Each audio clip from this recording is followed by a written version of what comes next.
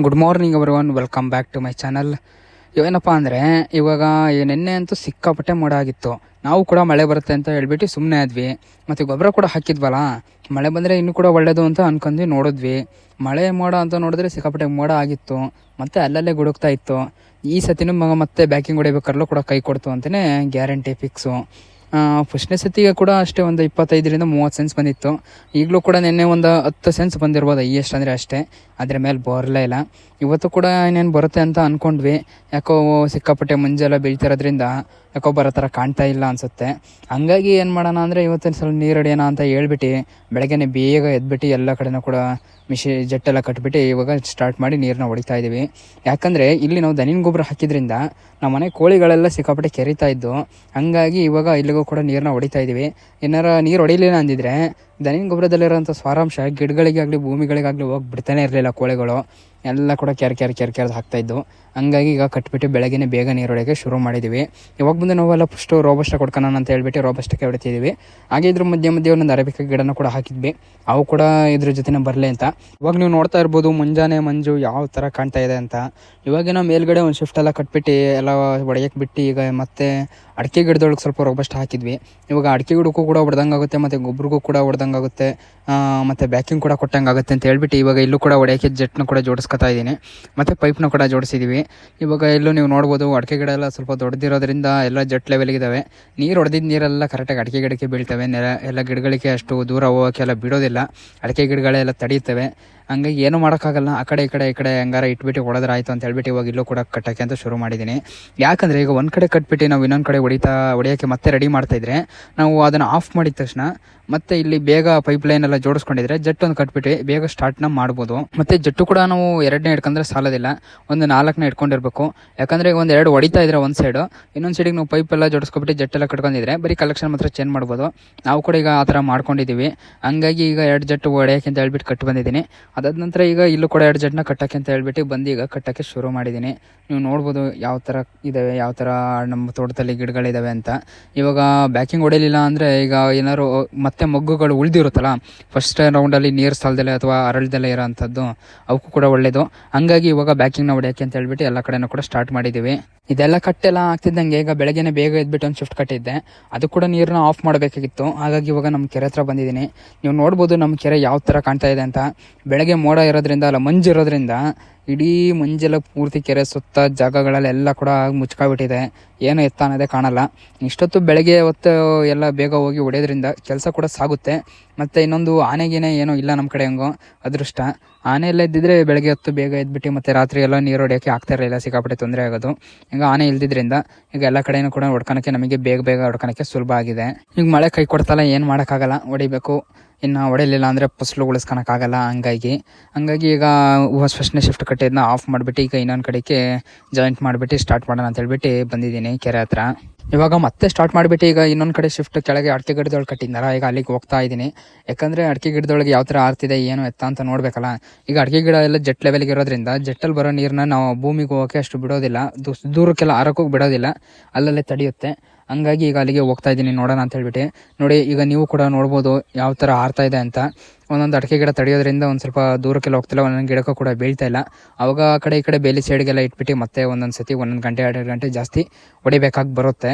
ಈಗ ಅಡಿಕೆ ಗಿಡದ ಲೆವೆಲಿಗೆ ಇರೋದ್ರಿಂದ ನಾವು ಒಂದೊಂದು ಕಡೆ ಬೀಳಲ್ಲವಲ್ಲ ನೀರು, ಹಂಗಾಗಿ ನಾವು 2 ಸತಿ ಹೊಡೆಯೋಕ್ಕೆ ನಮಗೆ ಬರುತ್ತೆ ಒಂದು ಫ್ಲಾಟಿಗೆ. ಇಲ್ಲ ಅಂದಿದ್ರೆ ಒಂದು ಸೈಡ್ ಇಟ್ಟಿದ್ರಿಂದ ಎಲ್ಲ ಕಡೆಗೂ ಆರೋ ಥರ ಮಾಡ್ಬೋದಿತ್ತು. ಹೆಂಗೆ ಅಂದರೆ ಅಡಿಕೆ ಗಿಡ ಸ್ವಲ್ಪ ಮೇಲೆ ಹೋಗೋ ತನಕ ಏನೂ ಮಾಡೋಕ್ಕಾಗಲ್ಲ. ಇಲ್ಲ ಅಂದರೆ ಡ್ರಿಪ್ ಇರಿಗೇಷನ್ ಕೊಡಬೇಕಾಗುತ್ತೆ, ಆ ಥರ ಮಾಡಬೇಕು. ಇವಾಗ ನಾವು ಮತ್ತೆ ಅಡಿಕೆ ಗಿಡದೊಳಗೆ ಕಲ್ಲೇವು ಎಲ್ಲ ಮಾಡಿದ್ದೀವಿ.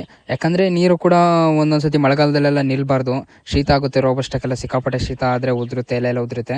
ಹಾಗಾಗಿ ನೀರು ಹರಿಯೋಕ್ಕೂ ಕೂಡ ಗುಂಡಿಗಳೆಲ್ಲ ಮಾಡಿದ್ದೀವಿ. ಮತ್ತು ಈಗ ಅಪ್ಪಿತಪ್ಪಿ ಈ ಟೈಮಲ್ಲಿ ಸ್ವಲ್ಪ ನೀರು ಕೂಡ ನಿಲ್ಲುತ್ತೆ ಕವಲಿಗಳಲ್ಲಿ.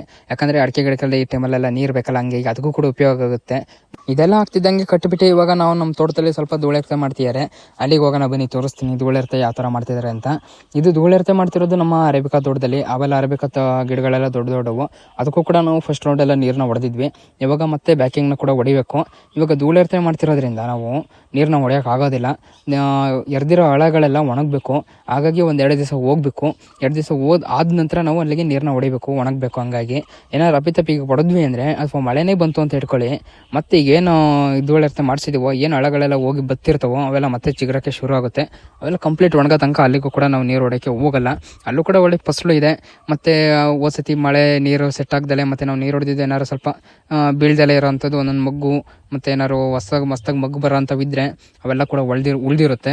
ಅದಕ್ಕೂ ಕೂಡ ನೀರು ಹೊಡಿಬೇಕು. ಮಳೆ ಬೇರೆ ಕೈ ಕೊಡ್ತಲ್ಲ, ಈಗೇನು ಮಾಡೋಕ್ಕಾಗೋದಿಲ್ಲ.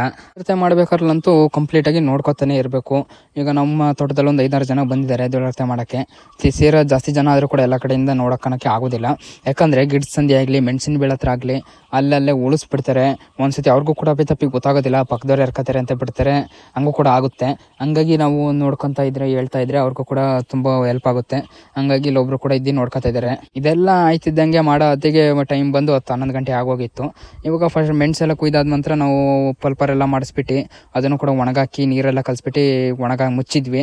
ಅದನ್ನು ಕೂಡ ಇವತ್ತು ನೀರು ಕಲಸಿ ಮುಚ್ಚಾದ್ಮೇಲೆ ತೆಗೆದು ನೋಡಿದ್ವಿ. ಈಗ ನೋಡಿ ಅದನ್ನು ಕೂಡ ಅಳ್ಳಿದ್ದೀವಿ ನಾವು. ಈಗ ಇದರಲ್ಲಿ ನೀವು ನೋಡ್ಬೋದು ಈಗ ಯಾವ ಥರ ಮೆಣಸು ಒಂದು ಕಲರಿಗೆ ಬಂದಿದೆ, ಯಾವ ಥರ ಸೈಜ್ ಕೂಡ ಇದೆ ಅಂತ ಕಾಣ್ತಾ ಇದೆ. ಒಬ್ಬೊಬ್ರು ಏನು ಮಾಡ್ತಾರೆ ಅಂದರೆ ಮೆಣಸನ್ನ ಫಸ್ಟು ಬಿಡಿಸಿದ ದಿವಸನೇ ಮುಚ್ಚಿಬಿಡ್ತಾರೆ. ಆ ಥರ ಮಾಡೋಕ್ಕೆ ಹೋಗ್ಬಿಡಿ. ಅವಾಗ ಮೆಣಸು ಬೆಂದ್ಬಿಟ್ಟು ಅದು ಲೈಟ್ ವೇಟ್ ಆಗುತ್ತೆ. ಆ ಥರ ಮಾಡೋಕ್ಕೆ ಹೋಗ್ಬಿಡಿ. 2 ದಿವಸ ಒಣಗಿಸಿ ಅದಾದ ನಂತರ ನೀರು ಕಲಸಿ 1 ದಿವಸ ಮುಚ್ಚಿಬಿಟ್ಟು ಆಮೇಲೆ ಹರಡಿ ಒಣಗಿಸಿ ಮತ್ತೆ ಇನ್ನೊಂದು ಅರ್ಧ ದಿವಸ ಒಣಗಿದ್ರೆ ಸಾಕು.